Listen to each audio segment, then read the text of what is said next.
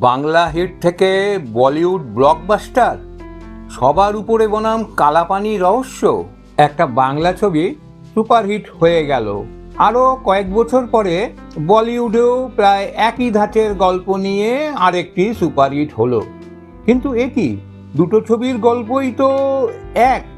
এটা কি তাহলে কাকতালীয় নাকি সত্যি অনুকরণ? এবার আসছি দুটি ছবির প্রসঙ্গে। নমস্কার, আমি তনুপ বলছি। আজকে আমি একটি বাংলা একটি হিন্দি ছবির গল্প নিয়ে আসছি এবং দুটি ছবির গল্প এক, এবং দুটি ছবিরই গল্প নেওয়া হয়েছিল একটি হলিউড ছবি থেকে। কিন্তু বাংলাটা আগে রিলিজ করেছিল এবং সুপার ডুপার হিট হয়েছিল, হিন্দিটা তার পরে হয়েছিল, সেটিও কম হিট হয়নি, সেটাও ভালো হিট হয়েছিল, তার গানগুলোও খুব হিট হয়েছিল, বাংলা ছবিটা তো গানেও ভালো হিট ছিল। আচ্ছা, এবার বলি, এই বাংলা ছবিটাতে জুটি বাঁধেন উত্তম কুমার এবং সুচিত্রা সেন। এই ছবিটির গল্পে দেখা যায় একজন মানুষকে ভুলভাবে অপরাধী বানানো হয়, আর সেই সত্য উন্মোচনের লড়াই নিয়ে এগোয় কাহিনী। রোমান্স, রহস্য আর আবেগ সব মিলিয়ে ছবিটি হয়ে ওঠে সুপার হিট। এবার আসি কালাপানির গল্পে। এই ছবিটি রিলিজ করে 1958 সালে। এখানে অভিনয় করেন দেব আনন্দ এবং মধুবালা।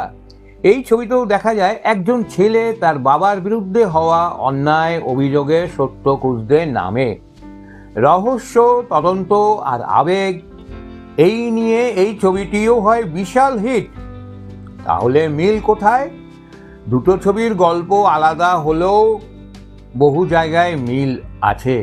দুটো ছবিরই গল্পতে ছিল ভুল অভিযোগ, এবং দুটো ছবিতেই ছিল সত্যের খোঁজ এবং একটি পারিবারিক আবেগ ঘন সম্পর্ক নিয়ে ঘটনা।